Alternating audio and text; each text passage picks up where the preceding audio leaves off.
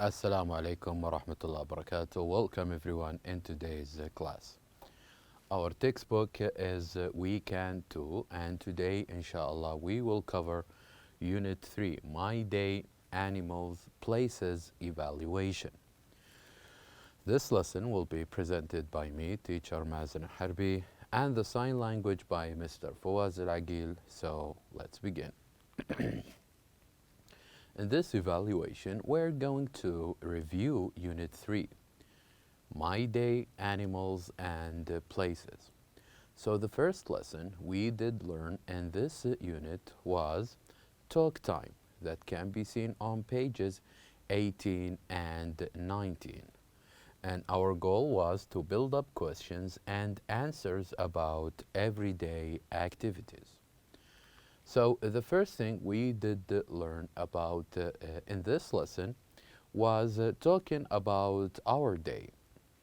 What are the activities? What are the things that we did in our day? So just a reminder, for example, when someone interviewed a boy and he says, "Tell me about your day." And the boy says that I get up at 6 o'clock. So the first thing our friend do when he in his day is to get up at 6 o'clock. The second question, what time do you eat lunch? What time do you eat lunch? He says at 2 o'clock. Then I do my homework. I eat lunch at 2 o'clock, and after this I eat or I do my homework. So these are two activities the boy said, and also he says with them the time. He said what time did he get up, which is 6 o'clock, and also the what time did he eat lunch at 2 o'clock. Also, we listen to further questions, which is, do you watch TV in the evening? He says yes. So this is another activity this boy did, which is watching TV in the evening. And what do you do on Saturday? So here we want to know about the boy's activities on Saturday. And the boy say, I play with my friends. That I play with my friends. So you can ask these questions to a partner. So maybe you can ask your classmates from your classroom, or maybe you can ask one of your family members, or even one of your friends. Ask them these questions about the activities they did, the activities, what time do they get up, and also and what time do they have lunch, and also what do they do on Saturday, and also any other activities. So after this, we also had, or we did review the grammar toolbox, where we said that if we start a question with do, we usually have two types of answer. If we start our question with do, we have two kinds of answer. The first one, yes, I do. And the second one, no, I don't. So if someone asks, do you watch TV in the evening? Either you say, yes, I do, or no, I don't. The second question that we can use when we ask someone about the activity he or she do, we can say, what time do you get up? What time do you get up? So here is a question about timing. Question about time. So we said, what time? What time do you get up? What time do you watch TV? What time do you go to school? So if we want to talk about time, here we start our question with what time. Usually we have answers like I get up at 6 o'clock, I watch TV at 2 o'clock, I play with my friends at 5 o'clock, and so on. And finally, whether we talk about myself, I, or whether I talk about you, you, and whether we talk about ourselves, me and you, we say we, or if I want to talk about other people, when I say they, we use the same verb. We don't make any changes to the verb. So I get up at 6 o'clock. You get up at 6 o'clock. We get up at 6 o'clock, and they get up at 6 o'clock. And after this, we did learn about how to say, what time is it? What time is it? And we said that here you need to listen to the time, and you need to match each of these times with the right numbers. For example, when we listen, or the first time we listen to is 12. 12. So which of these times that we did listen to first? It is 12. So here we go in 12 and we write number 1. We go to 12 and we write number 1. And this is only an example of how we did answer this, or how we did answer this exercise. We listened to different times and we put the right numbers according to the listening. And after this, we said that put a check school days in your country. For example, in your country, there are school days and weekends where you don't have school at these days. So, can you read these days now and put a check mark on the days where you actually go to school? Let's read each day. If it's the school day, then we put a check mark. So, let's start with the first one. Sunday. Do we go to school on Sunday? If the answer is yes, then here we put a check mark. How about Monday? Do we go to school on Monday? The answer is yes, so here we put a check mark. How about Tuesday? Do we go to school on Tuesday? So here we put also a check mark. And how about Wednesday? Do we go to school on Wednesday? Here we put a check mark. And also on Thursday we go to school. And how about Friday? Do we go to school on Friday? The answer is no, so here we don't write anything. Let's move straight to a Saturday. Do we go to school on Saturday? The answer is no, so here we leave it as it is and we don't put a check mark as with the other one.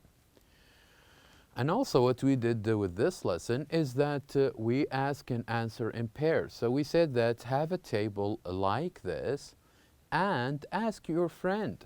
For example, what time do you get up? If he says, I get up at 7 o'clock, then you can write it here. And also when ask him again, where do you eat lunch? If he says, I eat lunch at home, then you write the answer here. And you can switch roles. Your friend will start ask you a question and you write down your answers here. And after this, we had the rhythms and sound lesson on pages 20 and 21. And our goal was to chant, ask, and talk about animals use can or can't. So we listened to a chant that is called, which animal is it? Let's listen to this chant and then we'll continue. Its jaws are huge. They crush and chew. It can walk and swim. It can hunt for food. So these are the chant about an animal, and we say what animal or which animal is it? And we answered that it was the crocodile. It was the crocodile. Now the second part of our chant. Their skin is green. Their eyes pop out. They can jump and dive. They are loud and fun. So we asked again, which animal is it? We said it's the frog. It's the frog. And after this, we did listen and point to about a chant about different animals. Like, for example, when we listen or we answer this question, we circled the answer whether yes or no. So, for example, we said, can ostriches run? The answer was yes. So we go here and we circle the answer yes. And can they fly? The answer was no. So we go here and we circle no. And the same thing we did with kangaroos. When we ask, can kangaroos fly? The answer is, of course, no. But can they jump? The answer was, yes, they can. And also about polar bears. Can they swim? The answer was, yes, they can. And can they speak? The answer was, no, they can't speak. So after this, we said we can make sentences about these questions. For example, with ostriches, we made this sentence. Ostriches can run, but they can't fly. Here in these sentences, we talk about what animals can and can't do based on the questions. After this, we listen to a chant and we write the words. The chant was about different weather conditions, like it's sunny and hot, sit in the shade and talk. It's cloudy and gray, there is no sun today. And also the other part of this chant where we said it's rainy and wet, we're not there yet. And it's snowy and cold, don't catch a cold. It's cloudy and cool, get out of the pool. So we did listen to the chant and we answered by writing down the suitable words with the answers. And we said you can talk about the weather in your town using or describing different seasons. After this, we had the words lesson on pages 22 and 23, where we ask and talk about jobs. And in this lesson, we did listen to 10 different jobs, like, for example, the astronaut, the architect, the pilot, the cook, the computer technician, and also the doctor, and also teacher, farmer, firefighter, and businessman. And so we said that we can use all of these jobs to make questions like this game, where you guess or you have in mind one of these jobs and you ask the person to try to guess. And the person will ask you a question like, does he work in an office, or is he an architect, or is he a technician? So we can make different guesses so we can come up with the answer. After this, we learned about does. The first lesson, we learned about do, and here we learn about does, about someone else, not me and you, about a third person. Does he, for example, does he work in an office? Maybe I'm talking about your father or your brother. Does he work in an office? Or maybe I ask about your mother or sister. Does she works in an office? This is where we can use does to ask about a third person, not yourself and not the person in front of you. And also we did listen and match, where we said that we have 4 different people. We need to write the right descriptions for each of these people. As with the first one, or number 2, we said that there is someone who has long and brown hair, brown eyes, red jacket, and sitting. So we said that she is number 2. She has long, brown hair, and also brown eyes. And even she is wearing a red jacket and she is sitting. And we did the same with the other people we can see on the picture. So we talk about their description, what are they wearing and how do they look like. And after this we said that you can describe someone in your class. Talk about his or her hair. Talk about the clothes that she is wearing and help your friend to try to guess what's the name of this person. And after this we had the phonics lesson on pages 24 and 25 where we said that make the sound for EE and EA. Try to use the plurals for that and those. So here we said that with EA, they are pronounced differently in different words. So for example, here we pronounce it as sleep, read, and head. Sleep, read, head.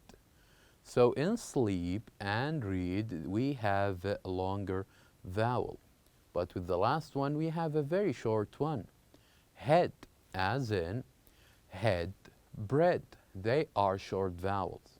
But we have longer one like read and meat. These are also a long vowel. So these were the differences between these two words.